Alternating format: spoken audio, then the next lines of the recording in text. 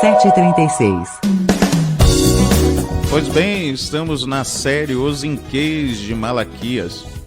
Que o Senhor nos conduza e derrame a sua graça sobre a nossa vida. Um texto dificílimo, nós estamos buscando entender as perspectivas de fundo histórico, ou seja, o pano de fundo que levou então os oráculos de Malaquias, fazendo as suas conexões numa leitura devocional.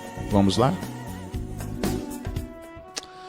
Pois bem, continuando a nossa linha de raciocínio de ontem, então eles questionavam aonde está o amor de Deus, porque em algum momento da sua história, falo história social, eles entendiam que ser servo de Deus, filhos de Deus, igual vida nababesca, né? Vida nababesca é vida faraônica, autorrealizável, tudo dá certo, tudo flui. E não é isso. É bom isso? Claro, eu quero. Acredito que você também. Mas não é a realidade. Porque nós temos que levantar outros versículos, levantar outros textos sagrados que nos afirma, tipo, no mundo tereis tribulações, mas tem de bom ânimo. Então, não funciona essa igualdade. E em algum momento da história eles passaram a viver assim. Isso então criou-se um conformismo que levou a eles a uma vida banal, que por sua vez levou eles ao relativismo. Então eles serviam, se afirmavam como israelitas, fazendo aplicação para os dias de hoje, como crentes, como cristãos, mas duvidavam do amor eletivo, porque na cabeça, no entendimento do mindset, na cabeça deles, ser servo, ser filho de Deus igual a vida realizada. E não é bem assim, né? Isso também descortina um outro problema crítico que eles estavam a viver. Esse problema crítico era representado em diversas frentes. Então havia esse problema de dúvida de soberania, de amor eletivo, de adoção. Por isso que fala no verso 2, eu vos tenho amado, diz o Senhor, mas vós dizem em que nos tem amado. Não foi Esaú, irmão de Jacó, disse o Senhor, todavia amei Jacó. Então há essa realidade e a outra realidade que é da relativização sacerdotal, da lei, da ministração da lei, daqueles que eram responsáveis por interpretar a lei e ensinar o povo. Julgar com sabedoria e fidelidade ao Senhor. Esse problema também encontramos em outros textos, a qual, na época de Cristo, os fariseus, intérpretes da lei, iam até Cristo buscando colocar ele em prova.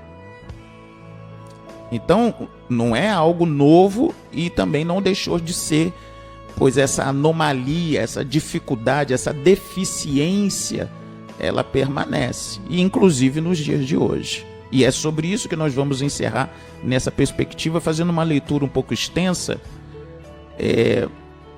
colocando de forma aplicada como nós podemos tratar isso. Primeiramente, tratar com a Bíblia.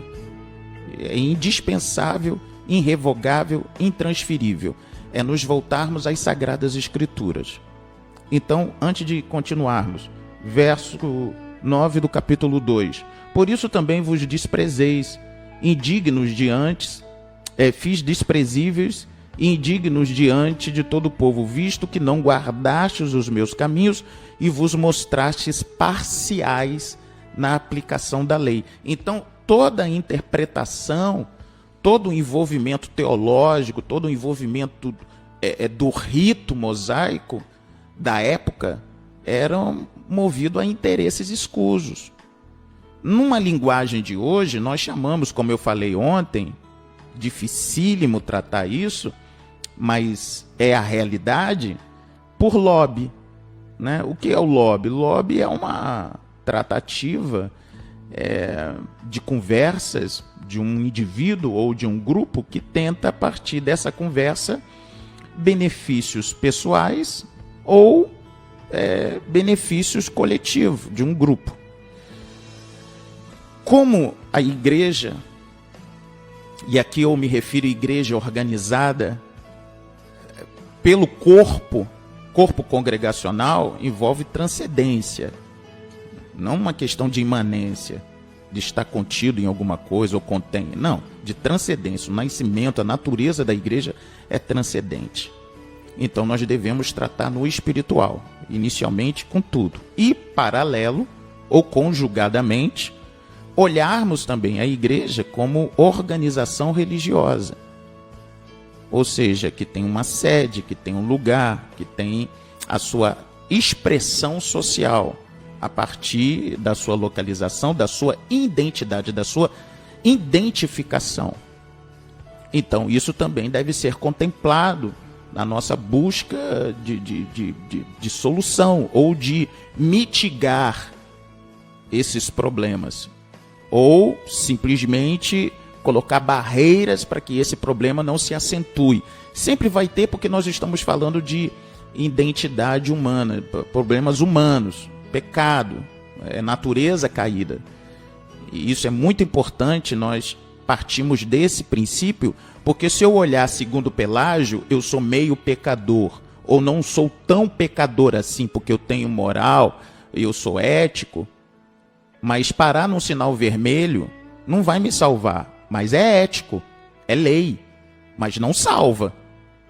Então, o moral e o ético não será salvo por ser moral e ético. Todos nós seremos salvos, assim se espera, crendo em Cristo. Salvos pela graça mediante a fé. E a moralidade como obras que expressam essa salvação herdada. Mas Pelágio não diz isso. Pelágio é um herege. E muitos entendimentos teológicos entendem isso. Ou numa hipergraça. Posso pecar porque a graça de Deus é abundante. E por aí vai. Então, como organização religiosa, no fim do nosso programa aqui, eu vou ler um texto extenso. Peço a sua atenção. Depois a gente não vai repetir de novo, por causa do tempo. Mas eu acredito que seja de uma aplicação prática. Ok? E aí depois a gente vai ouvir uns louvores e a gente encerra o programa. Pois bem, como organização religiosa, aí eu vou tomar, me permita, com todo o respeito, tomar o exemplo da própria igreja. Igreja DMS Tauá, Ministério Missão, nessa preocupação. Estabelece-se, abre aspas, item 38 da pauta da Assembleia Geral Extraordinária, a ser votada agora em 2024. O texto já está pronto, vou submeter à igreja para nós refletirmos, pensarmos e aprovarmos. Estabelece por meio do item 38 da AGE 2024 que a Igreja DMS Tauá, para as suas deliberações por meio da Assembleia Geral Extraordinária, AGO, ordinária, ou reuniões, ou concílio, ou conselhos, ou quaisquer outro, não se permita entre nós o lobby. O que é o lobby? A prática de influência que busca interesses de um indivíduo ou um grupo a fim de que se aprove, conduza-se ou permaneça algo proposto em busca de troca de benefícios, sejam esses pessoais ou coletivos, fazendo uso por moeda de troca os cargos eclesiásticos, liderança departamental, consagração ministerial, ou quaisquer outros que possam trazer benefícios para si mesmo ou outrem. A Igreja DMS Tauá, quanto organização religiosa civilmente organizada nos trâmites da lei e quanto eclésia, chamados para fora, ou Assembleia Pública, Atos 19, 32, 39, 41, Assembleia do Povo, Deuteronômio 10, 4, 23, verso 2 e 3, 31, verso 30, Salmo 22, verso 23, e tem aí um conjunto de referências, o qual a sua natureza é transcendente, ou seja, espiritual. Sendo assim, então, o arraial dos santos, o corpo místico de Cristo, reino sacerdotal, conforme 1 Pedro 2,9, não permite-se-á, neste corpo congregacional, interesses pessoais mascarados por defesa de propostas justas, bem intencionadas para a gloriosa obra do Senhor. o qual, lamentavelmente e entristecidamente mencionamos, por uma mercância de influência, ou seja, um membro ou um grupo na igreja que busca exercer influência sobre o processo decisório da igreja, utilizando-se da autoridade e posição eclesiástica ocupada, liderança de alguma atividade por meio de ministério, departamentos, ou como também por aqueles de fartos relacionamentos na igreja, ou seja, aquelas pessoas bem conhecidas na igreja. Dessa forma, fermenta-se dentro do próprio povo ou da comunidade da fé as deliberações, ou seja, decisões favoráveis do que se propõe ou se sugere por parte desse indivíduo ou grupo, já que isto trará algum tipo de benefício pessoal ou coletivo. E assim sendo, a igreja é cooptada vergonhosamente, vexaminosamente, pois a sua fraternidade e unidade torna-se desentendida, interesseira, egoísta, por meio de tais comportamentos. Portanto, devemos denunciar tais desvios éticos e morais, já que somos filhos da luz, Tessalonicenses 5,5, coluna e firmeza da verdade, 1 Timóteo 3,15, parte B. Dessa forma, repudiamos solenemente essa prática, pois nosso Senhor e Salvador Jesus Cristo já nos advertiu que entre nós e por meio de nós não há prevalência de dominância e nem de poder. Leia Mateus 20, verso 20 a 28. E que também devemos estar apercebidos, segunda epístola de João 1, 9 a 11, terceira epístola de João 1, 5 a 6, segunda Tessalonicenses 3, do verso 1 a 6 e 14, 16. Portanto, os que são levados a essas práticas estão sob pena de disciplina por gravidade máxima, conforme o artigo 14, inciso 3, artigo 57, artigo 58, artigo 82, artigo 83, 84 e 85, me refiro ao Estatuto da Igreja, incorrendo também por motivo deste agravo a possibilidade de demissão sumária do hall de membros ativos da Igreja. Então, é uma forma, quanto igreja organizada, de nós tratarmos essa prática odiosa, hedionda, entre nós, que não deve haver isso. Mas houve, e Malaquias se levanta dizendo: vocês são parciais. Vocês aplicam uma regra para um e para outro não. Então, como tratar isso? Primeiro, volto a dizer, Sagradas Escrituras. Chama um, conversa, não quis aceitar, chama dois, testemunho, também não quer, apresenta a igreja. Não quer, exclusão do hall de membresia. E como organização juridicamente formada, estabelecer por processos irrevogáveis um texto tipo esse.